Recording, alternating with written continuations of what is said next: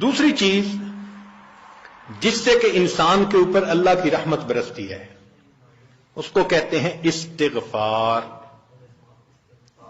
استغفر اللہ ربی من کل ذنب واتوب الیہ. قرآن مجید میں اللہ رب العزت نے حکم فرمایا واستغفر اللہ، استغفار کرو. ہمارے اکابر یہ معمول بتاتے ہیں روزانہ، استغفر اللہ ربی من کل ذنب واتوب الیہ. اس کو دن میں کم از کم 100 مرتبہ صبح، 100 مرتبہ شام. زیادہ وقت ہو تو 200 مرتبہ بھی پڑھ سکتے ہیں. مگر جب پڑھ رہے ہوں تو ذرا اپنے گناہوں پر ندامت بھی دل میں محسوس کریں. یہ نہ ہو کہ زبان پہ استغفار چل رہا ہے اور دن میں گناہوں کے خیال چل رہے ہیں. رابعہ بصریہ رحمت اللہ علیہ فرماتی تھیں استغفارنا یحتاج الی استغفار، کہ ہم ایسا استغفار کرتے ہیں کہ اس کے اوپر ہمیں استغفار کرنے کی ضرورت ہے.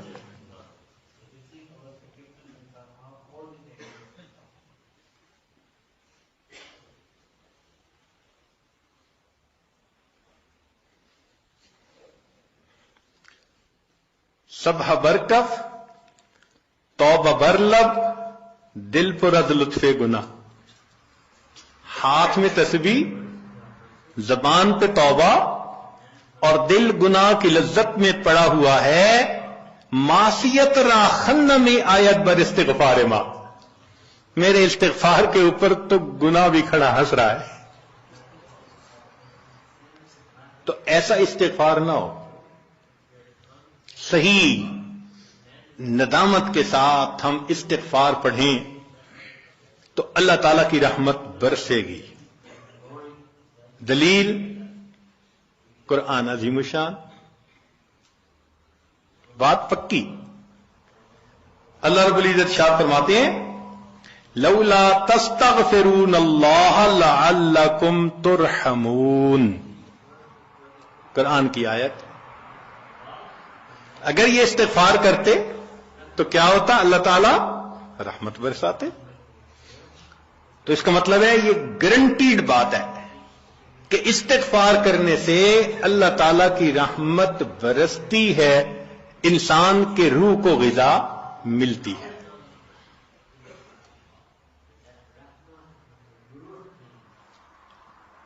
پھر تیسری چیز جس سے کہ اللہ تعالی کی طرف سے رحمت اترتی ہے، درود شریف کا پڑھنا.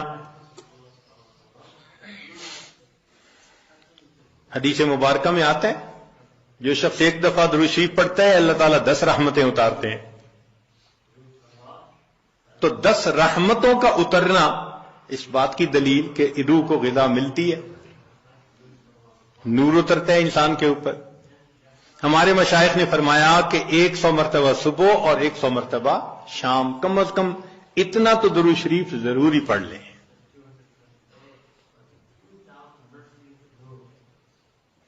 ایک صحابی رضی اللہ عنہ پوچھتے ہیں اللہ کے نبی صلی اللہ علیہ وسلم میں کتنا درود شریف پڑھوں؟ فرمایا زیادہ پڑھ، چوتھائی حصہ. زیادہ پڑھو گے تو فائدہ زیادہ. اللہ کے نبی صلی اللہ علیہ وسلم آدھا حصہ. بھائی زیادہ پڑھو گے تو زیادہ فائدہ. 3 حصے. فرمایا اور زیادہ تو 4 حصے. جب انہوں نے کہا کہ میں پورا وقت درود شریف پڑھنے میں لگا دوں گا، نبی اسلام نے فرمایا اذن یغفر لک ذنبک، تیرے گناہوں کو بخش دیا جائے گا اور تیرے غموں کو تیرے سر سے اتار دیا جائے گا. تو درود شریف کے پڑھنے سے اللہ تعالیٰ گناہوں کو معاف کرتے ہیں اور دھو دیتے ہیں. صدیق اکبر رضی اللہ عنہ فرمایا کرتے تھے کہ ٹھنڈا پانی آگ کو اتنا جلدی نہیں بجھاتا جتنا جلدی درود شریف کا پڑھنا انسان کے دلوں کی ظلمت کو مٹا دیتا ہے. سیدنا علی رضی اللہ عنہ فرمایا کرتے تھے کہ اگر اللہ تعالیٰ اور اس کے رسول صلی اللہ علیہ وسلم نے تسبیح، تکبیر، تحمید، تہلیل ان کے فضائل نہ بتائے ہوتے تو میں اپنا پورا وقت درود شریف کے پڑھنے میں گزار دیتا. تو ہم بھی درود شریف پڑھیں، کم از کم 100 مرتبہ صبح اور 1 مرتبہ شام. اس سے کیا ہوگا کہ دل کو غذا پہنچ جائے گی. چوتھی چیز اللہ کا ذکر کرنا، ذکر لسانی یا ذکر قلبی، جیسا بھی معمول ہو. ذکر کے کرنے سے اللہ تعالی کی رحمت اترتی ہے، اور حدیث پاک سے دلیل نزلت علیہم السکینہ، ان کو رحمت ڈھانپ لیتی ہے، ملائکہ آ جاتے ہیں ان کے اوپر. جہاں لوگ مل بیٹھتے ہیں مختلف جگہوں سے آئے ہوئے اللہ کو یاد کرنے کے لیے، تو ذکر کرنے سے سکینہ کا نازل ہونا بھی اس بات کی دلیل کہ انسان کے دل کو غذا ملتی ہے. ذکر سے ذات کی محبت بھی پیدا ہوتی ہے. جتنا جس چیز کا تذکرہ زیادہ کریں اتنا اس سے محبت ہوتی ہے. تو کثرت ذکر کا حکم اس لیے کہ اس سے اللہ رب العزت کی محبت انسان کے دل میں پڑتی ہے.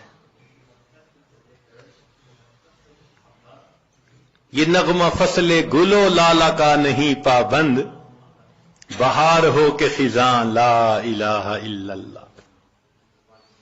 ہمیشہ ذکر کرنا ہے، ہر وقت کرنا ہے. موسموں کے بدلنے کا اس پہ اثر نہیں ہوتا. اس لیے ہمارے اکابر صبح شام کا کچھ وقت تھا جس میں تنہائی میں بیٹھ کے اللہ کا ذکر کثرت کے ساتھ کیا کرتے تھے.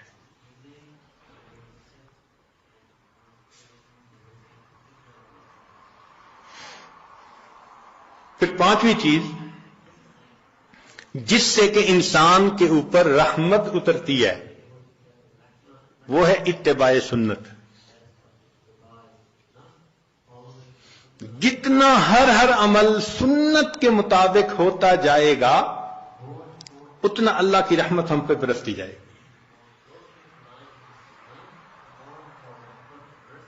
جتنا ہر عمل سنت کے مطابق. اس لیے ہمارے سلسلہ آگیا نقشبندیہ میں بیعت ہونے کے بعد پہلا کام یہی بتاتے ہیں، ہر کام کو سنت کے مطابق کرنا ہے.